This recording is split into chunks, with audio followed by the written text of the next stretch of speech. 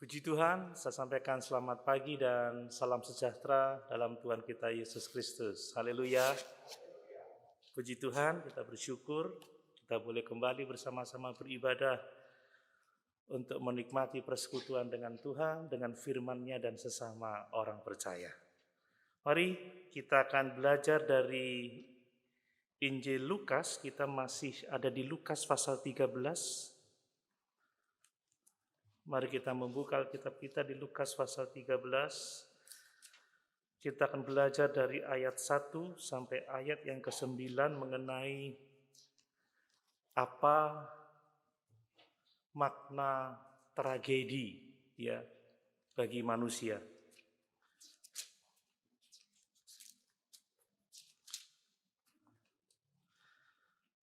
Saya membaca untuk kita sekalian. Lukas pasal 13 ayat 1 sampai 9. Demikian firman Tuhan.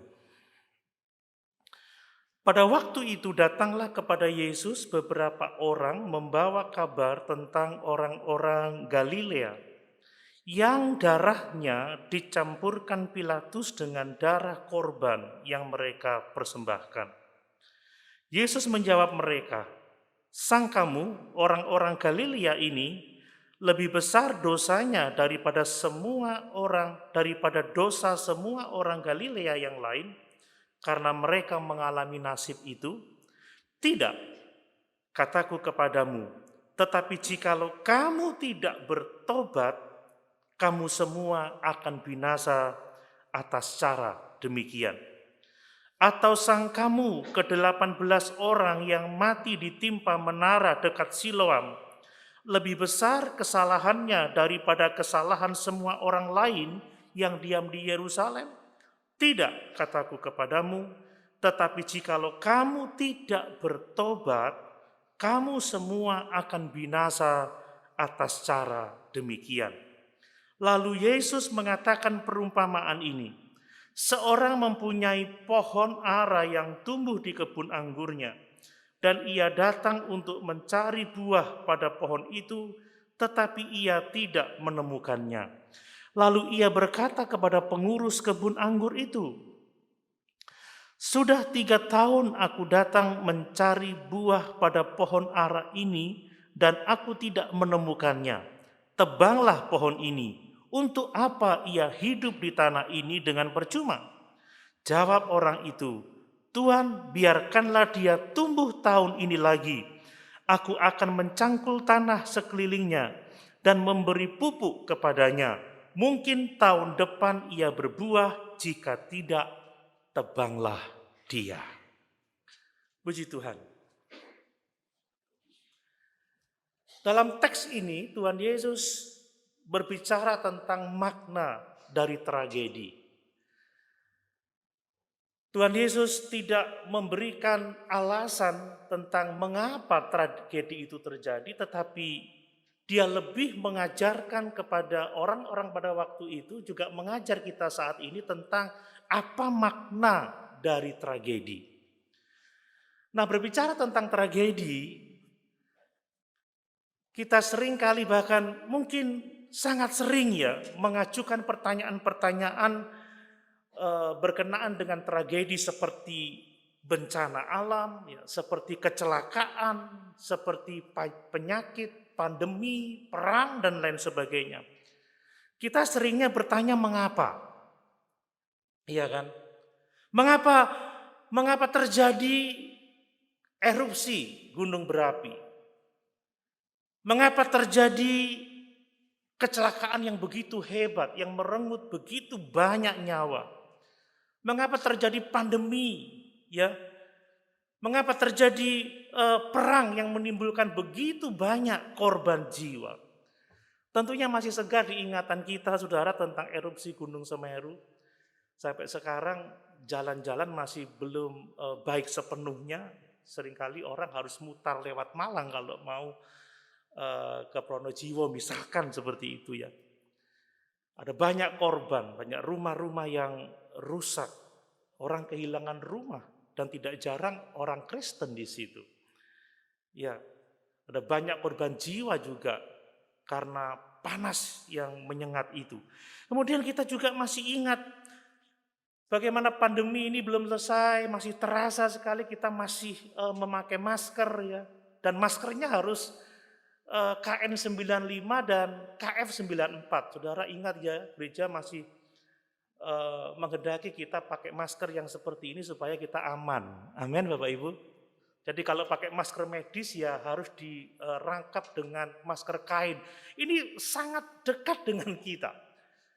Pandemi belum selesai. Mengapa terjadi pandemi sudah hampir 3 tahun. Lalu sekarang sempat mereda beberapa waktu. Ini meningkat lagi, saudara. Hampir tiap hari 3.000 orang lebih yang positif COVID. Rumah sakit sudah mulai banyak dan ada korban jiwa. Di Jember 4, 6, 10 yang lalu itu zona sudah hijau semua. Sekarang mulai ada zona merah.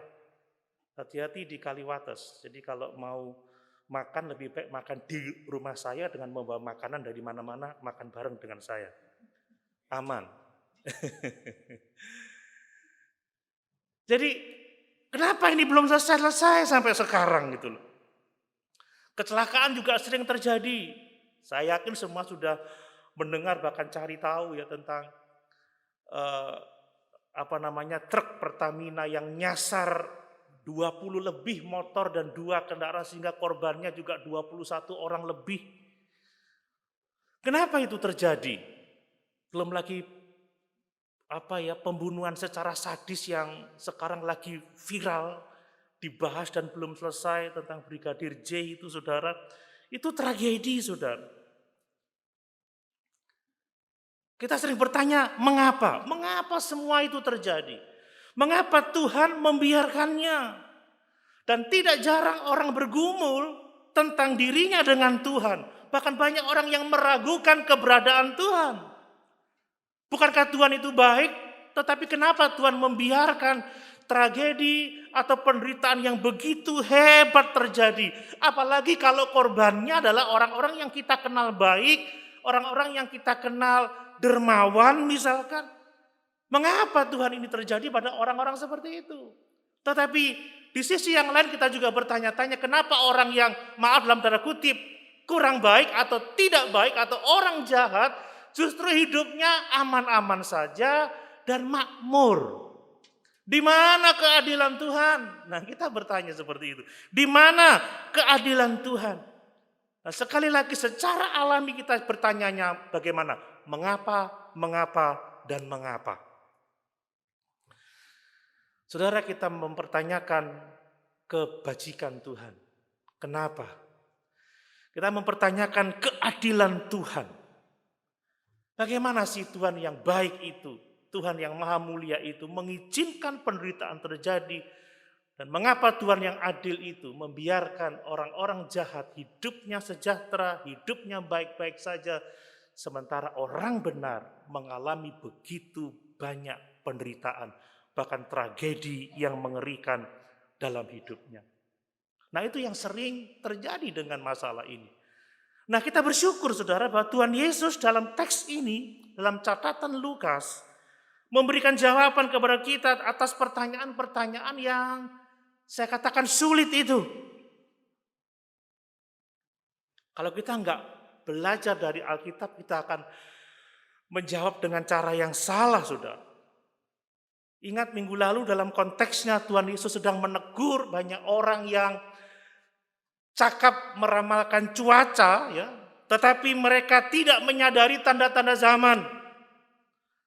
Mereka tidak menyadari bahwa Mesias ada di tengah-tengah mereka, bahwa Mesias datang untuk memberikan pengharapan, memberikan keselamatan bagi orang-orang yang menerimanya, tetapi di saat yang sama Mesias menarik garis tegas bahwa barang siapa yang menolaknya akan binasa untuk selama-lamanya.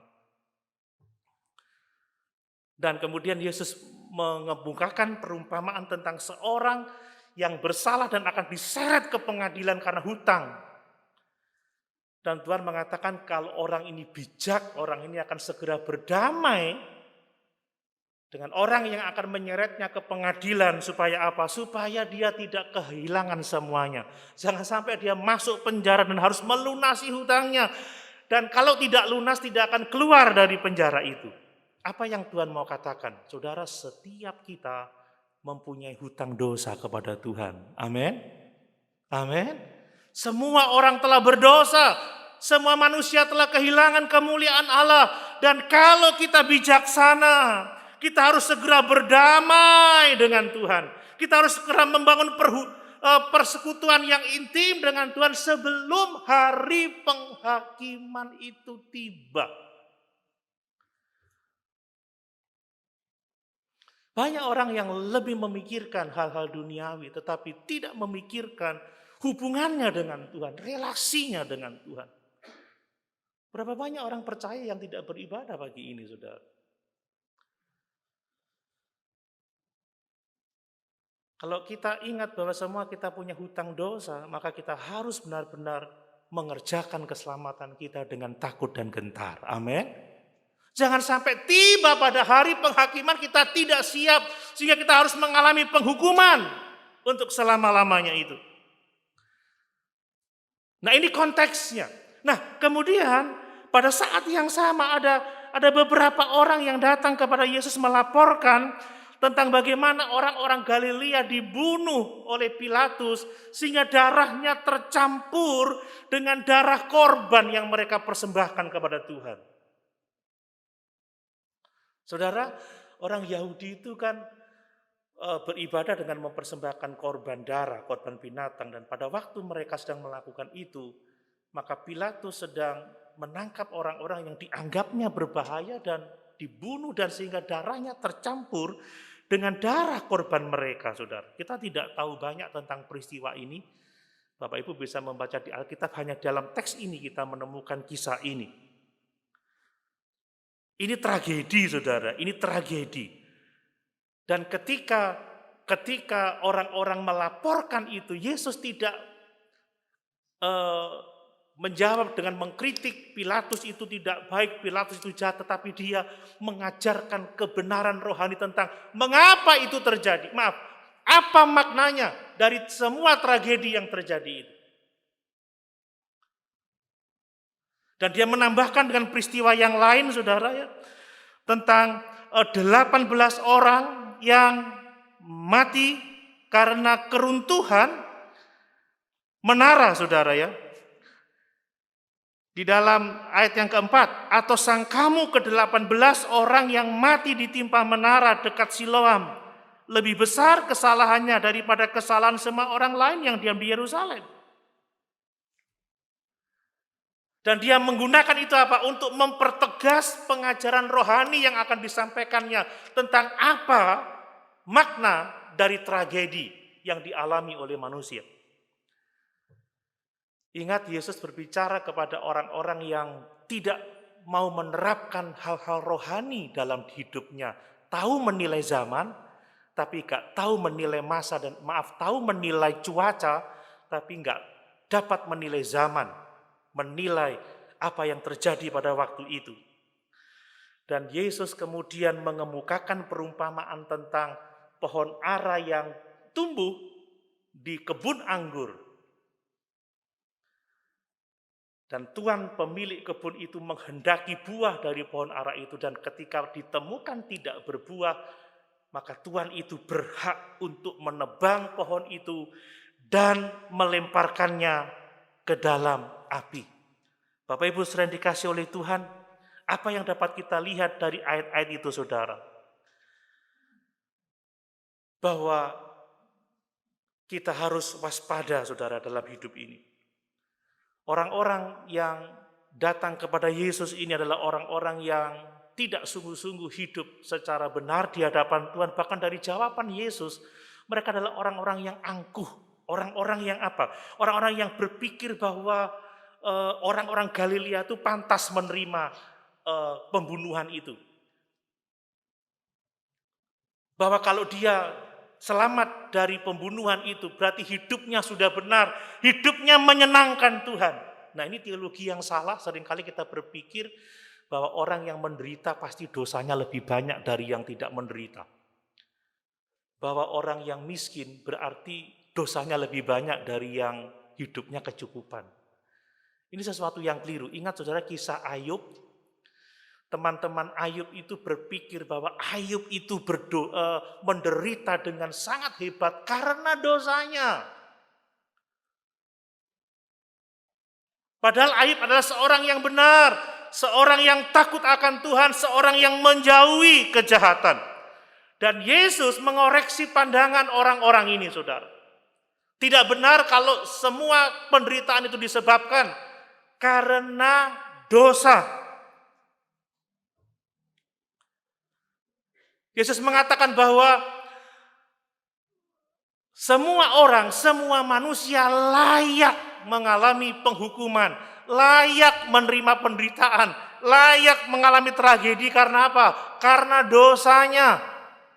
Jadi tidak terkecuali siapapun juga yang mengalami tragedi tidak berarti dosanya lebih banyak dari yang tidak mengalami tragedi. Karena sesungguhnya semua orang pantas menerima penghukuman dari Tuhan.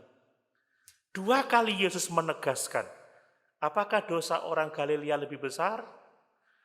Apakah dosa orang Galilea yang dibunuh itu lebih besar daripada dosa orang lain di Galilea? Tidak. Tetapi jika kamu tidak bertobat, kata Tuhan Yesus, kamu akan mati dengan cara yang sama. Kemudian tentang 18 orang yang mati kejatuhan menara, apakah mereka lebih berdosa daripada semua orang di Yerusalem? Jawab Yesus, tidak. Kalau kamu tidak bertobat, kamu akan mengalami kematian dengan cara yang sama. Kamu akan binasa dengan cara yang sama. Saudara, semua orang berdosa. Kalau kita tidak bertobat, tidak menghasilkan buah, maka pohon ara itu akan ditebang dan dicampakkan ke dalam api. Jadi apa yang dapat kita pelajari, saudara? Ketika kita melihat tragedi, melihat bencana, ya, melihat penderitaan, jangan kita bertanya mengapa. Mengapa ya itu terjadi? Tapi bertanyalah apa yang Tuhan sedang ajarkan kepada saya tentang tragedi yang terjadi, tentang bencana ini, tentang kecelakaan ini, tentang kejahatan yang mengerikan ini. Saudara, kita bersyukur bahwa Tuhan menjawab kita. Amin, Bapak Ibu. Jawaban selalu datang dari firman Allah, bukan dari hikmat manusia. Apa jawaban Tuhan tentang mengapa tragedi terjadi? Saudara, tragedi itu mengajarkan kepada kita bahwa hidup ini rapuh. Amin, Bapak Ibu. Hidup ini rapuh.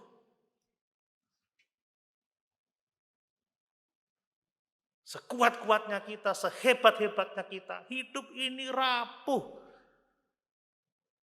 Kena wedus gembel, saudara. Saya sudah gosong, tambah gosong lagi kering. Wedus gembel itu yang panas yang terjadi di Semeru yang lalu. Dilindes tronton ya habis, saudara. Ditembak, dianiaya ya mati, saudara. Hidup ini rapuh, hidup ini singkat.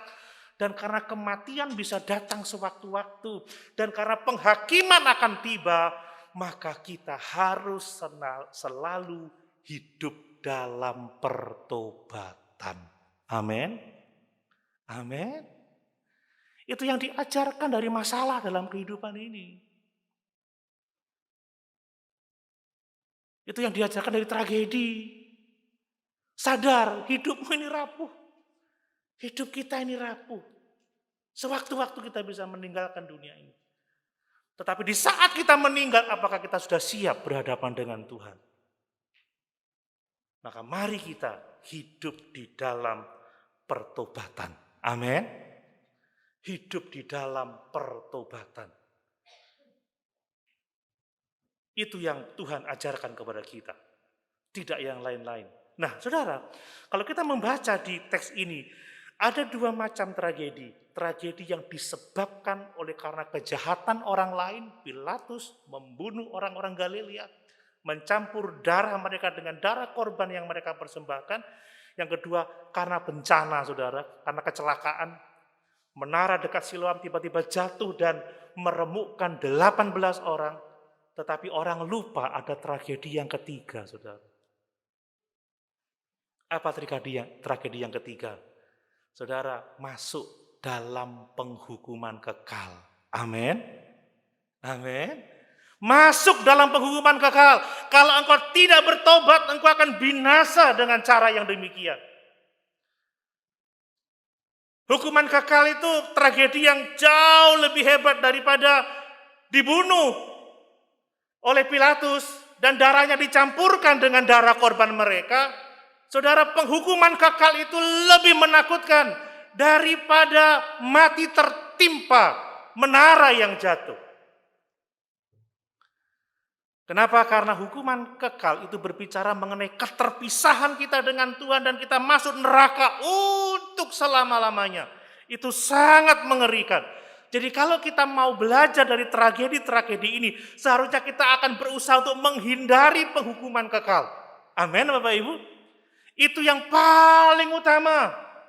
Mungkin kita akan mungkin kita diizinkan mengalami kejahatan orang sehingga menghilangkan nyawa kita. Mungkin kita mengalami kecelakaan sehingga nyawa kita hilang.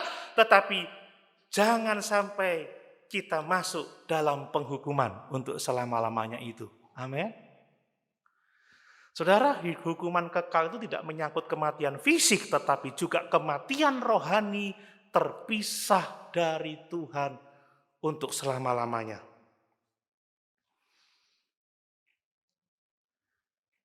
Mungkin kita nggak lolos dari kematian akibat tragedi, tapi pastikan kita percaya kepada Yesus, sehingga kita lolos dari penghukuman kekal itu. Amin. Itu yang lebih penting karena tragedi itu dialami oleh semua orang karena semua orang telah berdosa. Dan kalau kita tidak bertobat, kita akan mengalami tragedi yang ketiga yang ditulis dalam teks ini. Apa itu? Neraka untuk selama-lamanya. Makanya beberapa waktu yang lalu saya menyampaikan, mari kita mengupayakan hubungan intim dengan Tuhan, hidup benar dengan Tuhan, lebih dari kita mencari kebutuhan hidup kita sehari-hari. Amin, saudara. Banyak orang yang meninggalkan jam-jam doa, jam-jam ibadah karena mau cuan di dunia ini. Tapi sedikit orang yang mau meninggalkan keuntungan dunia untuk membangun persekutuan dengan Tuhan. Saudara, mati karena tragedi itu dialami oleh semua orang. Covid kah? Kecelakaan kah? Kejahatan? Bencana kah? Tapi itu tidak lebih menakutkan daripada masuk neraka untuk selama-lamanya. Amin.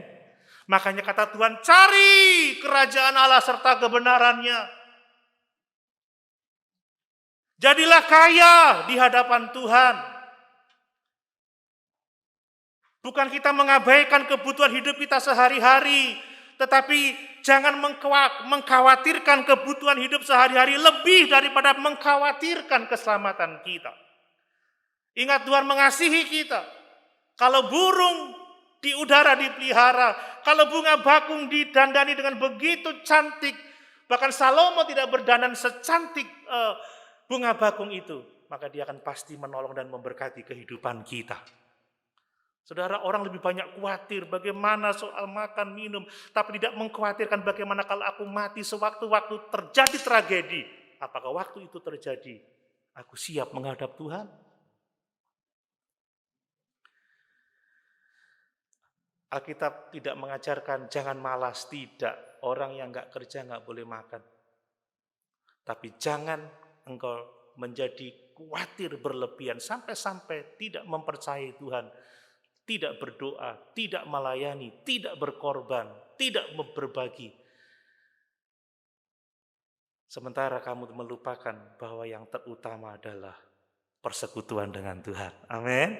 Nah, apa yang akan kita pelajari dari tragedi melalui teks ini? Ada beberapa hal yang mau saya sampaikan dan ini sangat penting. Mari kita memperhatikan, saudara. Dari teks yang kita baca, maka kita bisa mengetahui bahwa tragedi itu disebabkan karena murka Allah terhadap dosa. Amin. Jadi tragedi itu disebabkan karena murka Allah terhadap dosa. Semua orang telah berdosa, semua orang telah kehilangan kemuliaan Allah. Ini yang dikatakan oleh Tuhan Yesus. Kitab Kejadian mengajarkan kejatuhan manusia pertama. Dan oleh sebab itu semua orang telah berdosa. Semua orang pantas menerima hukuman Allah. Bumi terkutuk karena dosa manusia. Saudara, seperti Ayub. Ayub itu orang yang benar, orang yang takut akan Allah, orang yang menjauhi kejahatan, tetapi itu tidak membuat Tuhan tidak bisa melakukan apapun terhadap Ayub. Amin, saudara. Lihat, Tuhan berhak mengizinkan penderitaan dialami oleh Ayub, orang yang benar, orang yang saleh, orang yang takut akan Tuhan, orang yang menjauhi kejahatan. Tuhan berhak melakukan sesuatu yang luar biasa seperti itu. Mengizinkan penderitaan, mengizinkan semua hartanya ludes, mengizinkan semua anak-anaknya mati, mengizinkan kesehatannya juga hancur, mengizinkan istrinya mengutuki dia. Ini orang benar. Tuhan punya hak, saudara. Jadi jangan berpikir bahwa orang yang mengalami penderitaan selalu lebih berdosa atau lebih banyak dosanya dari yang tidak menderita. Tidak. Ayub ini orang benar tetapi menderita, saudara. Banyak kita berpikiran salah. Lihat, ketika kita bicara, waduh orang itu baik ya, orang itu ramah, orang itu dermawan. Saudara, seringkali itu relatif, saudara. Orang kelihatan baik, kita melihat dia baik, saudara. Tetapi belum tentu dia punya hubungan yang benar dengan Tuhan. Amin. Apa maksud saya? Banyak orang baik di dunia ini, banyak orang dermawan di dunia ini, tetapi nggak percaya Yesus. Menolak Mesias. Saya mau tanya, masuk surga atau masuk neraka, saudara? Halo? Pasti masuk neraka.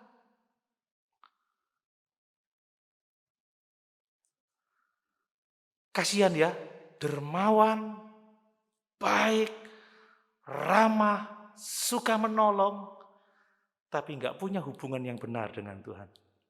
Sia-sia. Tapi juga aneh orang yang mengaku percaya, mengaku cinta Yesus, tetapi banyak melakukan kejahatan. Intinya saudara, kalau kita memandang orang baik, belum tentu dia punya hubungan yang benar dengan Tuhan. Kita berpikir anak-anak ini salahnya apa? Setiap orang dikandung di dalam dosa, seperti kata Daud, aku dikandung dalam dosa. Anak-anak lahir dengan keinginan berbuat dosa karena dia adalah orang berdosa. Intinya apa? Semua manusia layak menerima penghukuman Allah. Dan memang Alkitab mengatakan bahwa dosa itu yang menyebabkan ciptaan ini terkutuk, saudara. Coba kita baca di dalam Kejadian supaya kita jelas dengan teks ini. Kejadian pasal 3.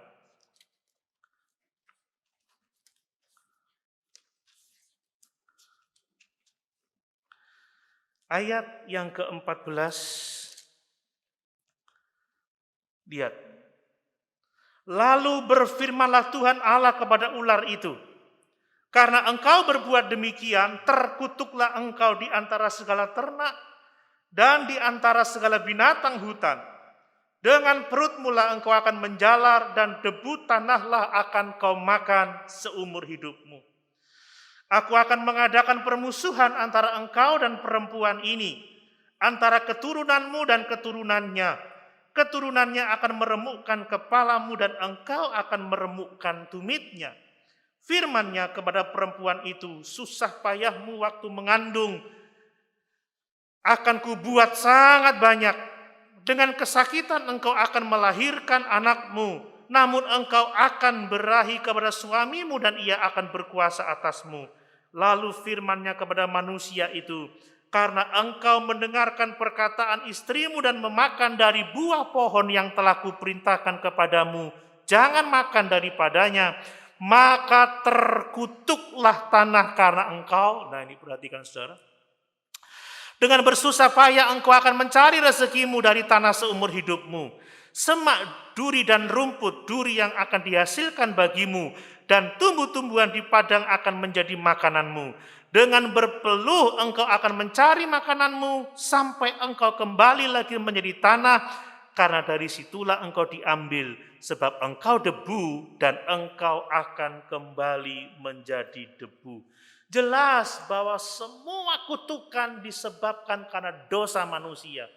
Bahwa tragedi-tragedi yang terjadi di bumi ini itu adalah hasil dari hukuman Allah, kutukan Allah, murka Allah akan dosa manusia.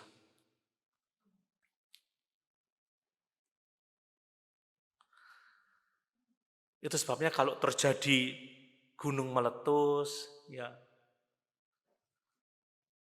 terjadi kecelakaan yang begitu hebat, pandemi, ya, terjadi kejahatan yang sampai menghilangkan nyawa, itu berasal dari pemberontakan manusia. Amin, saudara. Kita ini hidup di dunia yang sudah berdosa, dunia yang dibawa murka Allah. Sebagai anak-anak Tuhan, kita memang sudah didamaikan dari dosa-dosa, tetapi lingkungan kita sangat jahat, saudara. Ada berapa banyak orang yang mati karena bom? Dan diantaranya adalah orang-orang percaya.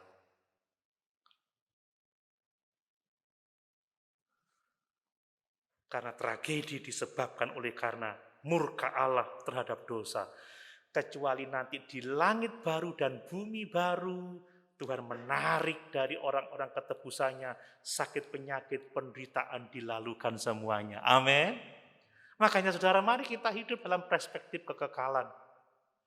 Mari kita memandang kepada langit baru dan bumi baru. Saya suka pujian lama itu. Rumahku ada di dalam surga, tempat kudus dan mulia. Di saat, nyanyi yuk, hatiku. Saya salah ya. Ku ingat rumahku di sana. Amin. Hanya di langit baru dan bumi baru tidak akan ada sakit penyakit, tidak ada kecelakaan, tidak ada kejahatan, saudara. Makanya wajar, saudara, jangan menghakimi orang kalau melihat ada tragedi. Nah, saudara, kita juga membaca dari teks ini bahwa seringkali tragedi itu terjadi tidak ada kaitannya dengan keberdosaan seseorang, ya. Apakah sangkamu orang-orang Galilea dosanya lebih besar daripada semua orang Galilea yang lain? Tidak, kata Tuhan Yesus. Jadi penderitaan tidak selalu berbanding lurus dengan keberdosaan seseorang. Apakah sangkamu orang-orang yang mati karena kejatuhan menara di dekat Siloam itu dosanya lebih besar dari semua orang di Yerusalem? Tidak, kataku. Saudara, di zaman Yesus, bahkan di zaman sekarang ada banyak orang yang memiliki pandangan yang keliru bahwa penderitaan itu berbanding lurus dengan dosa yang dia perbuat. Makanya kalau pendetanya sakit, dosa apa ya? Kalau ada jemaat yang lain sakit, dia mati karena COVID, dosa apa dia ya? Apakah ada dosa yang disembunyikan? Tidak, saudara. Kalau kita nggak meninggal karena COVID, tidak berarti bahwa kita lebih baik dari orang yang meninggal karena COVID. Amin, Bapak Ibu. Kita nggak lebih baik dari orang-orang Kristen yang mati karena erupsi Gunung Semeru. Kita nggak lebih baik dari orang-orang percaya yang mati ditabrak truk Pertamina itu. Saya nggak tahu kasusnya, tapi mungkin ini buat contoh aja. Kita mungkin nggak lebih baik dari Brigadir J itu. Tidak, saudara, tidak. Jangan berpikir, wah kalau dia kecelakaan dia pantas mendapatkannya. Syukur, nah itu saudara. Kalau orang sakit keras, syukur dosamu gede, belum tentu saudara. Paulus lo sakit, apa karena dosanya? Tidak. Timotius pencernaannya terganggu karena dosanya. Mereka semua mati terpotong, saudara. Maksud saya mati martir, apakah karena dosanya? Tidak, saudara. Lihat, ingat di Yohanes pasal yang ke-9, murid-murid bertanya tentang orang yang lahir sejak butanya. Ini dosa siapa? Dosa orang tuanya atau dosa orang buta ini? Yesus tidak menjawab. Itu terjadi semua karena untuk kemuliaan Tuhan. Amin, saudara. Jadi jangan menghakimi seperti itu. Memang ada prinsip umum di Alkitab bahwa orang yang taat itu diberkati oleh Tuhan, tetapi orang yang berdosa akan menuai sesuai dengan kejahatannya. Tetapi saya mau mengatakan ada begitu banyak pengecualian di Alkitab. Sederhananya adalah para rasul, saudara. Para rasul itu kita tidak berani mengatakan, wah dia nggak bertumbuh, dia melakukan dosa apa ya. Petrus itu ada kejahatan tersembunyi apa kok sampai dia disalib dengan kepala di bawah. Kita tidak akan berani mengatakan itu. Paulus kenapa dia dipancung, saudara? Yohanes digoreng tetapi sempat selamat. Oh dia lebih baik daripada Paulus dan Petrus. Tidak, saudara. Tidak seperti itu. Ada banyak pengecualian. Justru Yohanes Pembaptis dibunuh pada usia mudanya. Tapi Herodes yang jahat masih hidup lebih lama. Hidup dengan kesenangan dunia.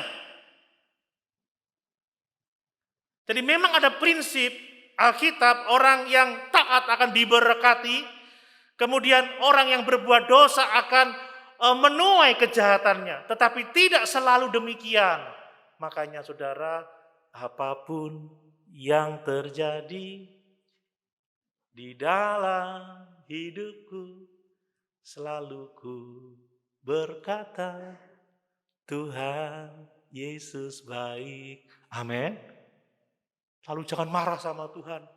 Aku udah berbuat baik, aku udah setia. Katakan saja Allah itu baik dan dia turut bekerja dalam segala sesuatu untuk mendatangkan kebaikan bagi kita. Ini iman yang benar, saudara. Ini iman yang Alkitab ajarkan kepada kita. Lalu bagaimana pemecahan masalah ini? Jawabannya adalah saat penghakiman terakhir, saudara. Saat orang-orang jahat dihakimi oleh Tuhan dan dimasukkan dalam neraka itu, maka disitulah kita mempunyai jawaban bahwa orang-orang fasik, bahwa orang-orang jahat, kesenangannya itu sementara, tetapi penghukumannya kekal untuk selama-lamanya. Amin. Dan orang benar itu, saudara, penderitaannya hanya sementara, tetapi upahnya, kebahagiaannya adalah kehidupan kekal di surga sampai selama-lamanya. Selesai. Jadi tidak perlu iri, tidak perlu ragu. Tuhan kok orang jahat kok, Tuhan kok nggak adil ya, orang nggak baik kok sejahtera. Saya yang cinta Tuhan kok menderita. Saudara, nanti engkau akan diupah, diganjar dengan kehidupan yang mulia untuk selama-lamanya. Tetapi orang-orang jahat ditaruh di tempat-tempat licin dan mereka akan segera tergelincir dan hilang lenyap tanpa bekas.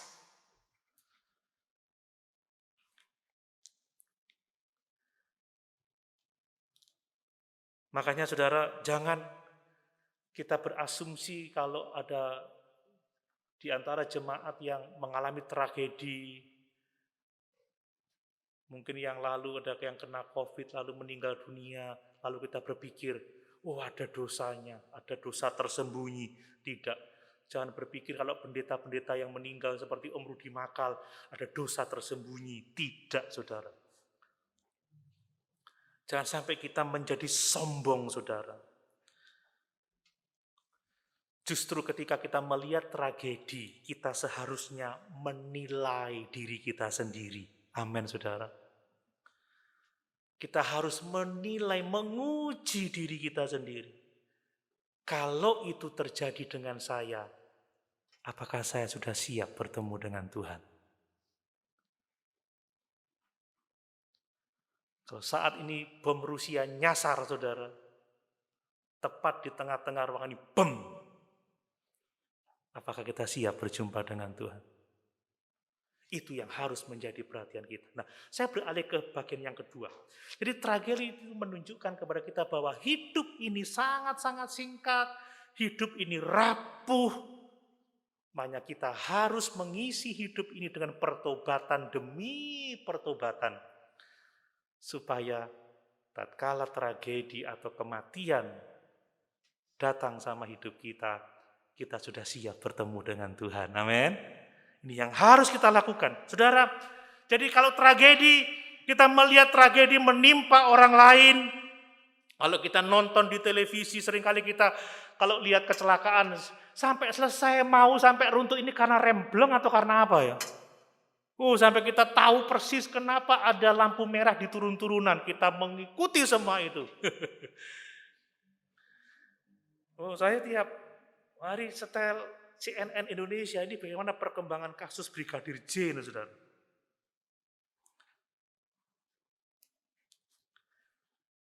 Tetapi yang lebih penting ketika kita melihat tragedi adalah kita bertanya, bagaimana jika itu terjadi dalam hidup saya? Amin, Bapak Ibu. Enak-enak parkir lampu merah, seret, tiba-tiba tronton lewat, brrrr, innalillahi. Enak-enak diam, tiba-tiba ada gedung runtuh, brak. Tiba-tiba ada orang jahat seperti penembakan istri tentara itu, tiba-tiba naik motor sama anaknya, dor. Bagaimana jika itu terjadi dengan saya? Itu yang perlu kita tanya. Apa saya siap?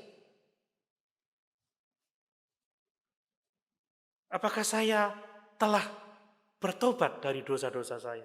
Apakah saya telah hidup untuk memuliakan Tuhan? Apakah saya telah melakukan kebenaran? Karena saudara, cepat atau lambat kita akan mati juga. Amin, Bapak Ibu.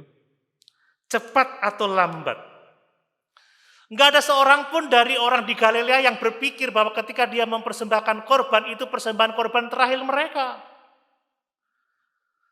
Tidak ada seorang pun yang ketimpa menara itu berpikir bahwa dia akan mati hari itu. Kalau tidak, mereka tidak akan pergi mempersembahkan korban atau berdiri di dekat menara itu. Sekali lagi intinya, hidup itu sangat rapuh. Mungkin seperti sekarang kita kelihatan sehat, kita kelihatan kuat, saudara, sterek badannya. Bisa saja nanti sore, nanti malam, besok pagi kita ada dalam peti mati. Amin, Bapak Ibu. Who knows? Karena semua ada di dalam kendali Tuhan. Yang perlu kita ingat adalah bahwa setiap kita mempunyai kebutuhan yang mendesak. Setiap hari kita dekat dengan Tuhan, hidup dalam pertobatan. Semua kita harus bertumbuh dalam relasi yang lebih intim dengan Tuhan. Supaya sewaktu-waktu Tuhan memanggil kita dengan cara apapun juga, it doesn't matter. Itu tidak menjadi sesuatu yang penting. Yang penting kita tahu, tatkala kita meninggalkan tubuh yang fana ini, kita menetap pada Tuhan di dalam kekekalan. Amin. Saya cukup mobile, saudara, bulan-bulan ini. Capek, kadang ngantuk di jalan. Bisa saja sewaktu-waktu brek hilang, tapi yang penting saya siap enggak?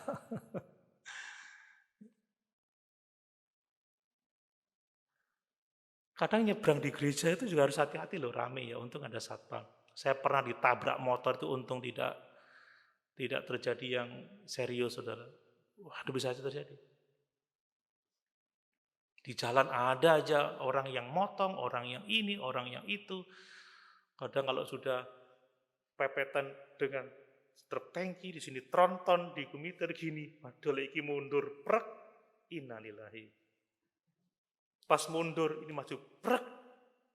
Masalahnya siap enggak? Makanya waktu berangkat, Tuhan, lepaskanlah kami dari apa yang jahat, jauhkan kami dari pencobaan, sebab Engkau yang mempunyai kuasa, kemuliaan sampai selama-lamanya, tapi lebih dari itu kehendak-Mu yang terjadi.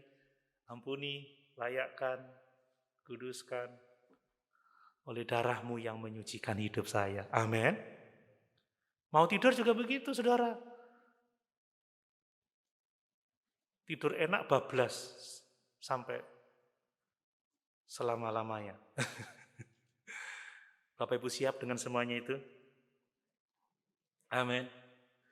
Setiap kita punya kebutuhan yang sangat mendesak. Kalau saya ada masalah, lihat tragedi, lihat bencana, semakin dekat, tunduk kepala, Tuhan. Kalau itu saya mau pasti, saya ada bersama-sama dengan Engkau di dalam kekekalan. Pertanyaan kuncinya apa? Kalau kita melihat tragedi-tragedi seperti itu, apakah saya sudah benar-benar bertobat? Apakah saya benar-benar memiliki hubungan yang benar dengan Tuhan? Itu yang saya ceritakan kemarin. Saya tidak terlalu khawatir dengan masa depan anak-anak saya nanti kerja apa? Mau pelayanan belum ada yang merasa terpanggil. Saya ingin ada satu anak saya atau semuanya melayani Tuhan. Itu kerinduan saya. Saya nggak khawatir lah. Nanti mau menikah dengan siapa, apa besanan dengan jemaat. Kadang saya mikir lihat anakku kok belum ada tertarik ya sama lawan jenis. Wah, anak saya itu dingin sekali, saudara. Tunduk kepala nanti marah sama saya. Papa itu mau ngomong apa? Nanti gimana dia masa depan? Saudara, saya tidak khawatir, saya percaya Tuhan pasti pelihara. Gak mungkin mereka kelaparan.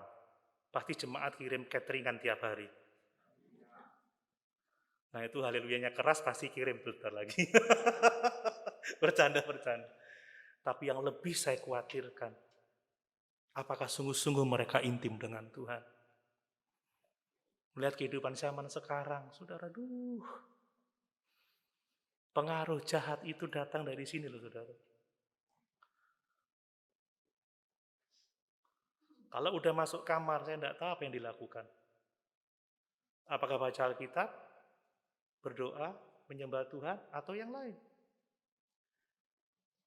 Orang di gereja aja sementara pendeta berkhotbah masih bisa nonton film.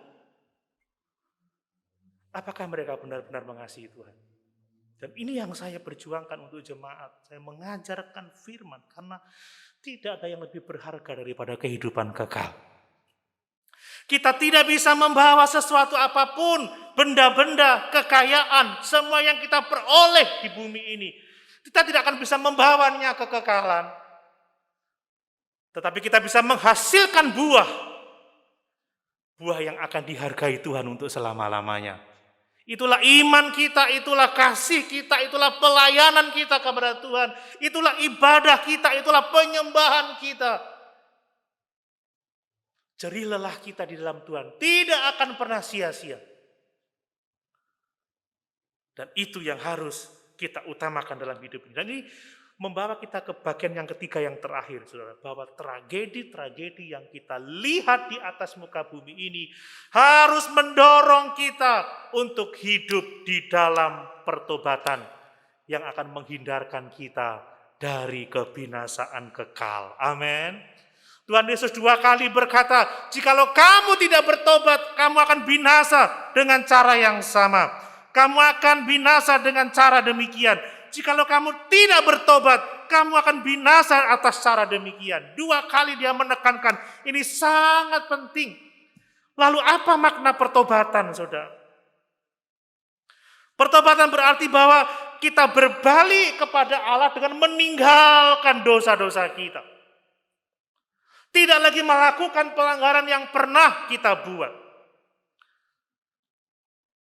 Kalau dulunya kita berjalan menjauhi Tuhan, sekarang kita berjalan mendekat kepada Tuhan. Bahkan kita berjalan bersama-sama dengan Tuhan. Ini pertobatan. Tapi saya juga mau mengingatkan bahwa pertobatan atau perbuatan baik tidak bisa menghapus dosa-dosa kita. Amin, Bapak Ibu. Banyak orang berbuat baik di dunia ini, tapi perbuatan baik, bahkan saya katakan pertobatan itu tidak dapat menghapus dosa-dosa kita. Hanya darah Yesus yang menghapus dosa-dosa kita. Amin. Darah Yesus, bilur-bilur Yesus. Darahnya yang tercurah di Bukit Golgota, yang telah menghapus segala dosa-dosa dan kejahatan kita. Kepercayaan kita harus pada Yesus, bukan pada iman kita sendiri. Kepercayaan kita harus kepada Yesus yang telah mati untuk dosa-dosa kita. Yang telah dikuburkan dan bangkit pada hari yang ketiga. Naik ke surga dan akan datang kembali menjemput umat ketebusannya. Menghakimi semua orang berdosa. Kepercayaan kita harus pada Yesus, bukan pada diri kita sendiri. Ada banyak orang punya iman di dunia ini, tapi tidak beriman pada Yesus. Tapi beriman kepada kebaikannya, beriman kepada amalnya, beriman kepada kebijaksanaannya. Gnostik misalkan, filsafat-filsafat kosong. Tapi iman kita hanya kepada Allah. Amin, saudara. Kepada Yesus yang telah mati dan bangkit untuk kita. Dan kita juga harus memahami bahwa iman dan pertobatan tidak dapat dipisahkan. Ini dua hal yang berbeda, tetapi tidak dapat dipisahkan. Seperti dua sisi mata uang, saudara. Seseorang tidak mungkin bertobat kalau dia tidak sungguh-sungguh percaya kepada Yesus. Amin. Dan seseorang tidak akan beriman dengan sungguh-sungguh kalau dia tidak segera meninggalkan dosa-dosanya. Jadi ini dua hal yang berjalan bersama-sama. Makanya seringkali Alkitab menghubungkan keselamatan dengan iman dan menghubungkan keselamatan dengan pertobatan. Karena iman dan pertobatan tidak dapat dipisahkan. Dua-duanya berbeda tetapi tidak dapat dipisahkan. Iman artinya kita percaya kepada pekerjaan Kristus di atas kayu salib yang telah menebus kita dari segala dosa-dosa kita. Sementara pertobatan adalah buah dari iman. Kita meninggalkan dosa-dosa, meninggalkan semua yang dibenci oleh Tuhan untuk hidup menyenangkan dan memuliakan Tuhan yang telah mengasihi kita. Amin. Betapa pentingnya kita bertobat. Pertobatan yang dibangun atas dasar iman. Dan betapa pentingnya kita beriman. Iman yang disertai dengan pertobatan. Nah, itu yang seharusnya kita cek setiap hari, Bapak Ibu ya. Dan saya juga mau mengingatkan bahwa iman dan pertobatan itu awal dari perjalanan kita hidup bersama dengan Tuhan. Pokoknya aku percaya bertobat di awal, selanjutnya terserah, itu hyper grace. Itu teologi kemakmuran. Tuhan mengasihi kamu tanpa syarat, apapun kondisimu. Wah, ini yang bahaya, saudara. Tuhan mengasihi kamu sekalipun kamu ateis. Tuhan tetap mengasihi kamu sekalipun kamu pelaku kejahatan. Tidak, saudara. Kalau Tuhan mengasihi dengan sungguh-sungguh di saat yang sama, dia akan membenci sesuatu yang bisa merusak kehidupan yang dikasihinya. Amin, Bapak Ibu. Kalau saya mengasihi anak saya akan membenci hal-hal yang akan merusak kehidupan anak saya. Kalau kasih Tuhan itu sempurna, maka kebenciannya akan dosa itu juga sempurna. Makanya dia melawan dosa terus-menerus. Saudara, jangan dianggap dosa kecil, dosa besar ya. Semua dosa itu, kita belajar kemarin ada pelanggaran ya, ditutupi pelanggarannya. Ya, ada dosa ya, tidak mencapai sasaran Allah. ada kejahatan, ada kefasikan. Dan itu dibenci oleh Tuhan. Kalau Tuhan mencintai kebenaran, dia akan membenci dosa. Jadi tidak bisa kita mengatakan Tuhan mengasihi saya sementara saya hidup di dalam dosa. Ingat, barang siapa mengasihi aku, dia akan mentaati segala perintahku. Amin. Barang siapa melakukan perintahku, dialah yang mengasihi aku. Bertobat itu awal, tetapi kita harus terus-menerus bertobat, terus-menerus bertobat. Setiap hari kita maju menuju kesempurnaan di dalam Kristus Yesus Tuhan kita. Amin, Bapak Ibu. Ini yang dikehendaki oleh Tuhan. Ingat saudara, bahwa tanpa pertobatan yang sungguh-sungguh, maka iman kita sia-sia. Dan pertobatan tanpa iman kepada Yesus itu juga tidak ada artinya. Dan buah atau ujian dari pertobatan itu adalah buah. Amin. Buah-buah kehidupan. Ingat pohon ara yang ada di pohon anggur. Ini bukan pohon ara yang tiba-tiba tumbuh. Tidak, ini pasti ditanam, saudara. Pemilik kebun anggur ini sengaja menanam pohon ara untuk mendapat buahnya. Dan ketika pohon ara ini tidak menghasilkan buah, maka dia hendak menebang pohon itu karena untuk apa dia tinggal di tanahku, tetapi dia tidak menghasilkan apa-apa. Jadi ujian dari pertobatan yang sejati itu adalah buah, saudara. Ada buah. Bangsa Israel adalah pohon ara, tanaman Tuhan, bahkan disebut sebagai pohon anggurnya Tuhan. Tetapi mereka tidak menghasilkan buah sehingga mereka menghadapi penghakiman seluruh bangsa. Buah ini berbicara apa, saudara? Buah ini berbicara mengenai keserupaan kita dengan Yesus. Karena Yesuslah teladan yang terbesar dalam kehidupan kita. Kalau kita sungguh-sungguh percaya Yesus, maka kita harus mencerminkan kehidupan yang semakin hari serupa dengan Yesus. Ingat Roma 8 ayat 28. Bahwa Allah menghendaki supaya kita menjadi serupa dengan gambaran anaknya itu. Serupa dengan Yesus. Buah ini juga berbicara mengenai buah-buah roh, saudara. Ada kasih, ada sukacita, ada damai sejahtera, ada kesabaran, ada kelemah lembutan, ada penguasaan diri. Seseorang yang bertobat, semakin hari semakin dia serupa dengan Yesus. Amin, saudara. Ada kasih, ada sukacita, ada damai sejahtera, ada kesabaran, ada kemurahan, ada kebaikan. Dan sebagai penutup, saudara, ada penjaga kebun yang dia mengatakan, jangan tebang dulu Tuhan,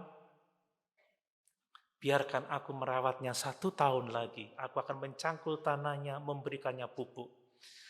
Kalau dia tidak berbuah juga tahun depan, tebanglah. Saudara, ini bicara tentang kesabaran Tuhan. Bapak Ibu, kalau kita masih hidup sekarang, itu kesempatan. Amin. Ini waktu kesabaran, ini waktu kita. Untuk kita menyadari bahwa hidup kita rapuh, hidup kita singkat, penghakiman sudah dekat. Mari, ini adalah kesempatan, mari kita bertobat. Mari kita berbalik dari dosa-dosa kita. Kita berjalan menuju kepada Allah. Ingat bahwa iman tanpa pertobatan pada hakikatnya dalam mati. Pertobatan harus dibangun atas dasar iman. Pertobatan adalah awal dan akan terus kita menjadi serupa dengan buah-buah kehidupan harus nyata dalam kehidupan kita. Saudara, kesetiaan kita berdoa, kesetiaan kita membaca Alkitab, kesetiaan kita beribadah, kesetiaan kita melayani Tuhan. Saudara berani mengabaikan orang yang mengasihi saudara? Tidak. Berani mengabaikan penguasa? Tidak. Yesus mengasihi kita dan Dia penguasa alam semesta Dia juru selamat kita. Mari kita benar-benar memperhatikan, mengasihi, melayani, supaya waktunya kita beroleh kemuliaan untuk selama-lamanya. Amin. Sama-sama kita berdiri.